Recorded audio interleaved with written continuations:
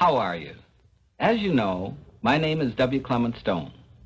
As General Manager of the Napoleon Hill Associates, it is my privilege to once again introduce you to Napoleon Hill, the author of How to Raise Your Own Salary, Think and Grow Rich, and many other success books. Napoleon Hill had a very humble beginning. He was born in poverty in a log cabin in the mountains of Virginia. However, in the year 1908, at the age of 18, while working his way through college as a reporter, he had the opportunity of interviewing Andrew Carnegie, the great steelmaker, philanthropist, and philosopher. The first interview lasted 3 hours. The next 3 days, Carnegie convinced young Hill that he should devote 20 years of his life to the study of the philosophy of American achievement. He introduced him to Thomas Edison, Henry Ford, Luther Burbank, Harvey Firestone, and many other successful men. In all, Napoleon Hill interviewed over 500 successful men and women to find the true formula for success. He found it. He will present it to you. You can use it if you are ready. Listen. Listen carefully. I now share with you Napoleon Hill.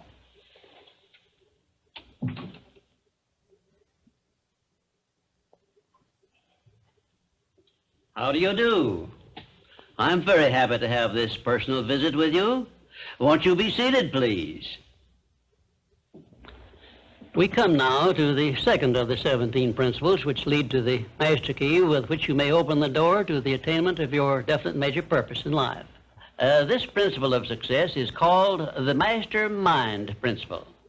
I want you to understand the nature of the mastermind principle because you must use it before you can take possession of the master key. An understandable definition of the mastermind is this. It consists of 2 or more people who work in perfect harmony for the attainment of a definite purpose.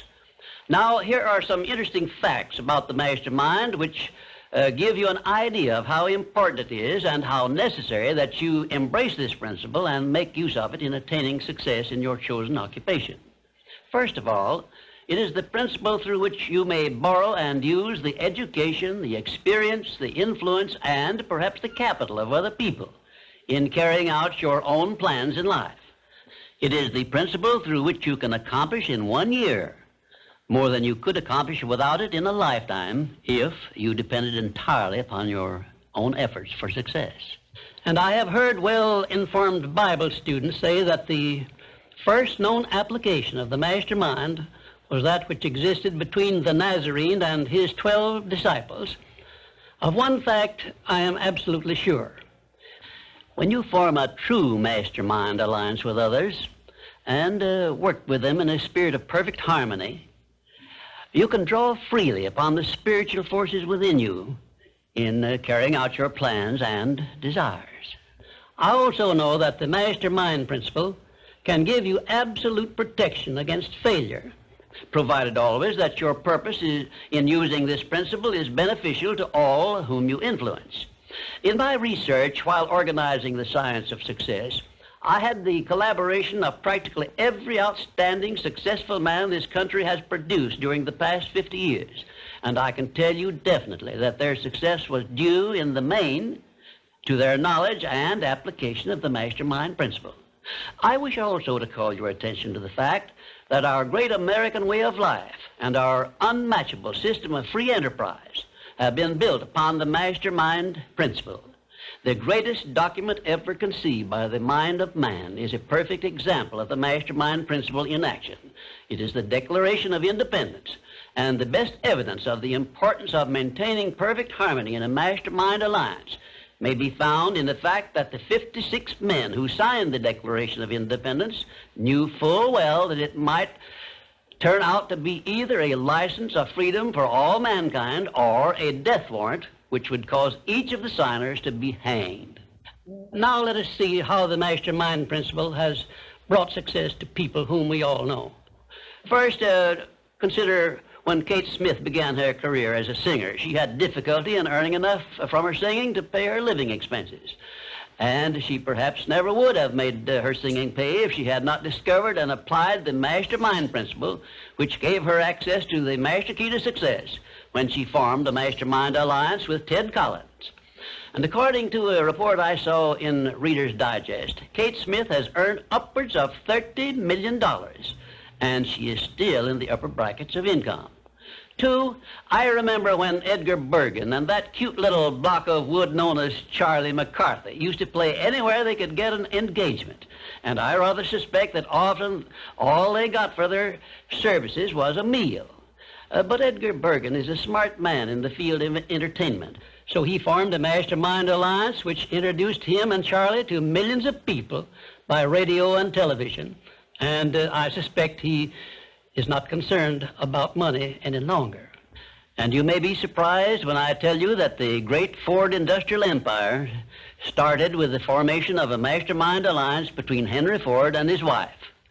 At the beginning of his career, Henry Ford was shy and lacking in self-confidence.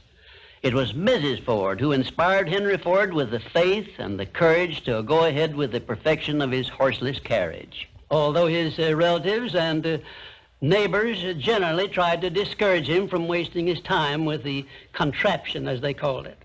And right here, may I offer a word of advice to the wives? You have it within your power to make or break your husband. By forming a mastermind working alliance with him, you can inspire him to aim high and to carry on when the going is hard until he achieves his aims. I have often observed that somewhere in the background of every successful man I have ever known is evidence of the influence of a woman. Well, generally speaking, this woman is a wife, but I have also noticed that where the wife fails to form a mastermind alliance with her husband and neglects to serve as an inspiration to him, some other woman often is nearby and looking for that very opportunity.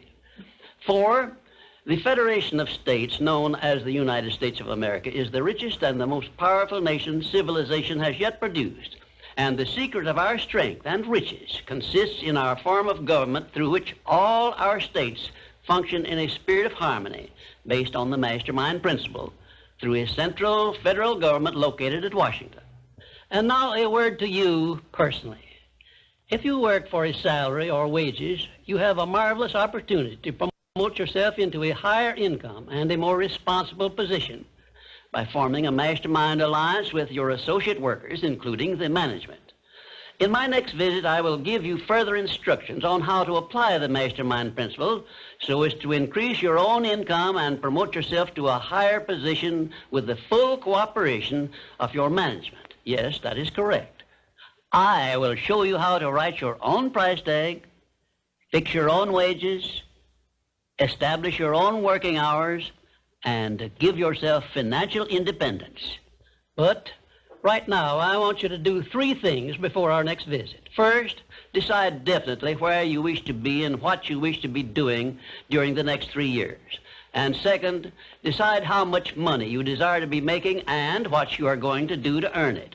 And third, form a mastermind alliance with at least one person in your immediate family and at least one other person among those to whom you are selling your services. By taking these 3 steps, you will have gone a long way toward appropriating the great master key to success. There is no such thing as something for nothing. Everything, including your personal success, has a price that must be paid. And the only price you are requested to pay for the present is the effort necessary to do 3 simple things that I have suggested. Now, before you begin to take the 3 steps I have suggested, there is one important fact I wish you to remember, and it is this. Control your mental attitude and make yourself friendly and agreeable with everyone with whom you are closely associated if you expect friendly cooperation in return. Indifference cannot create a mastermind alliance for you. A negative mental attitude can bring you nothing but failure. Remember always, you are where you are and what you are because of your mental attitude in which you relate yourself to other people. Remember also, your mental attitude is the one and the only thing over which you have complete control. Success is something which has to be planned, and success is something which has to be earned in advance.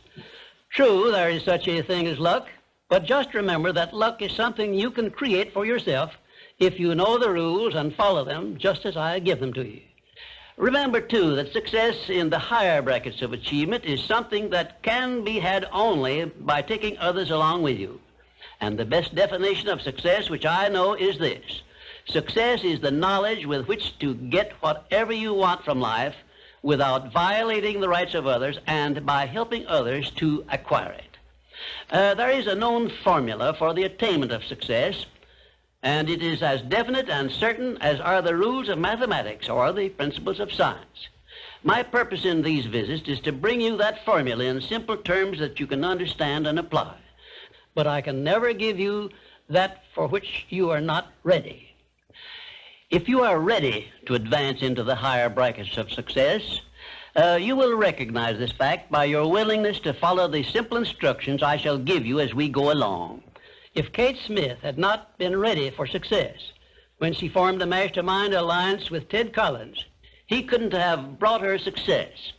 This thing called success is a very profound and interesting thing because the line of demarcation between success and failure is so slight that it is often hard to tell where one ends and the other begins. For example, in my association with the late Henry Ford, I recognize that he had thousands of people working for him who had much more education than he, more magnetic personalities, more ability to make friends, and a much better chance of succeeding than Mr. Ford had when he was working for wages.